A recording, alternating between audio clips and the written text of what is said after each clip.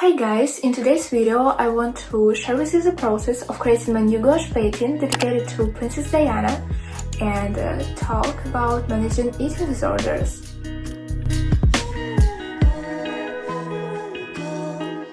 Speaking frankly, until recently I knew very little about Diana, but the series The Crown made me watch a lot of documentaries about her because I think Diana's destiny can touch every woman's heart in some way. And I personally was shocked by the story of her bulimia because being a princess and being bulimic seem to be very far from each other.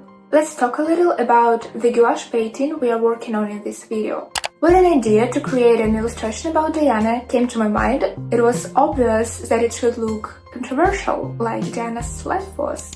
So I found using playing cards the best way to show this contrast. In the upper part of the artwork, we see Princess as the public and the media used to see her before the divorce. And in the lower part, we see Diana in her legendary black revenge dress.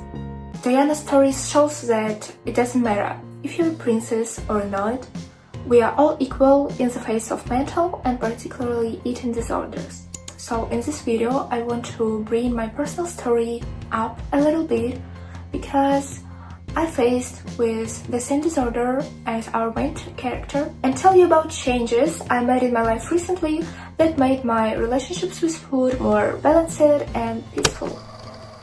Live broadcast, ladies and gentlemen. I've just finished this corner and we will finish this one together. I've never had any problems with my nutrition until the age of 17 when I moved far away to another city from my parents and started to live independently. There my weight dropped by 7 kilograms in a month just because I wasn't prepared for those life changes at all. Then I had a year and a half of moving from one extreme to another. I built a solid discipline of daily workouts, got up at 6 a.m. and ran until I was exhausted, completely gave up sugar, and just became obsessed with healthy diet. And still the topic of food is really hurtful for me to talk about because there are too many feelings around it. Firstly, eating disorders cause a huge feeling of guilt, what is the biggest problem for me, just because it's very difficult to admit that sometimes you can't control yourself at all. And there is another feeling I have here, and it is a fear of myself. Sometimes it feels like you have an animal inside of you that no one should see. That causes the third feeling, shame. A deep conviction that something is wrong with some part of you, so you should hide it and be ashamed of it.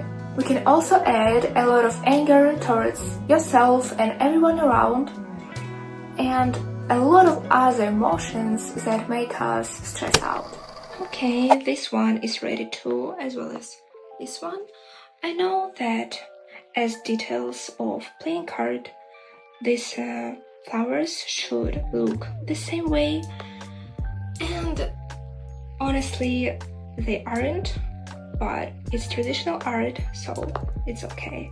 I have one more detail to paint and it's Diana's hair, and after that this artwork will be finally ready to be published. But before that I need to do a little break, a 4-hour break for my university lessons. After that I will come back home, finish this painting, so let's do it.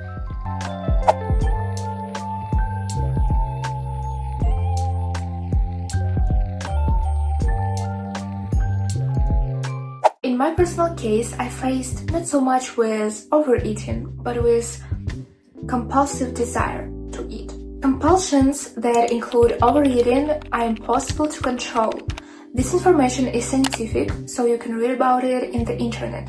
But what we can control is the reason of our uncontrollable behavior, and that is high stress level. So there are my tips for achieving more healthy eating behavior for ones who faced eating disorders. The main one is legalization of absolutely all products. When you divide food into bad and good and eat only right products, you don't listen to your body's needs properly. That creates extra stress, and when the level of your inner pressure reaches its limit, your behavior becomes compulsive and uncontrollable.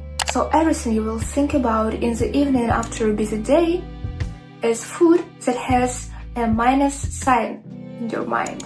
That's why I'm personally against any restrictions and diets, and sure that these things can't bring anything good in your life. So if you've ever set any limits on certain products or have such feelings as guilt, shame, fear about eating something, the best way to normalize your relationships with food will be full legalization of what and how much you eat.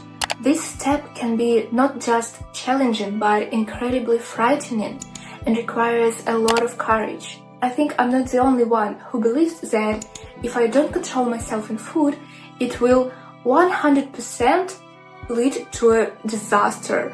Yes, that's scary to release your body from this control, but I strongly believe it to be the best way to find contact with yourself. Because the reason why we feel so addicted to food is our natural desire to literally return to our bodies and feel alive and satisfied. By the way, this desire is the reason of all addictions in general. This brave decision might be the moment when you finally did something for the sake of yourself and not others' opinion. In the first weeks of legalization, you can gain some weight just because your body is finally allowed to get all those micronutrients it was deprived of. But then everything will return to normal just because now your body understands that there are no shortages anymore and no reasons to worry about availability of food. So I hope one day you will find enough strength to trust your body, and then it will begin to trust you in return. So I came back home from my university and I've already finished the illustration. So excited about that. And I wanted to share one thing with you that I'm thinking a lot about. In the 20th century, it was supposed to be okay to hurt yourself for the sake of society. Nowadays, it's okay to hurt yourself for the sake of your achievements and career. Why do we change the reason of our suffering and never pay attention to the word hurt in the sentence? Now I sincerely believe that no dream or goal is worth hurting me, my body and soul in the present.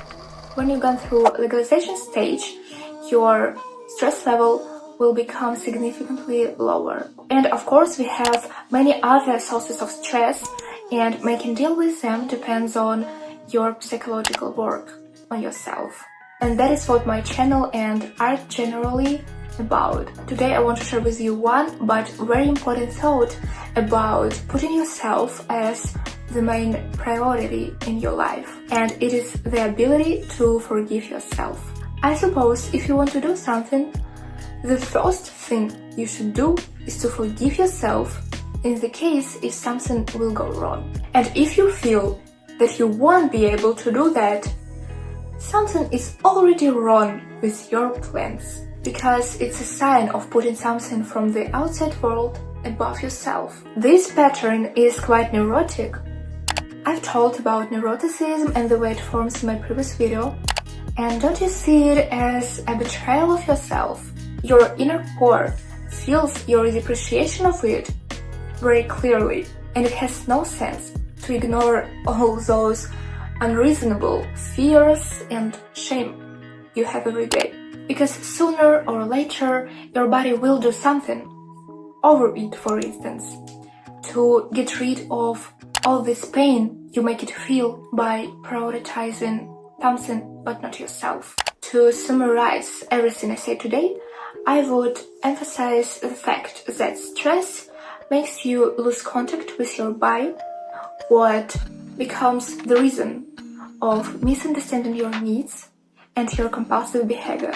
So learning to forgive yourself and prioritize yourself and your own needs, no matter what happens around, can protect you from losing the most valuable thing you can have, and that's contact with yourself, right?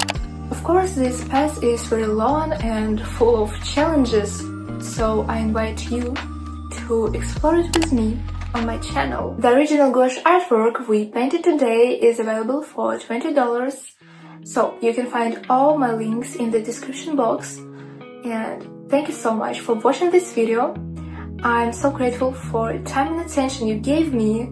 See you soon. Bye!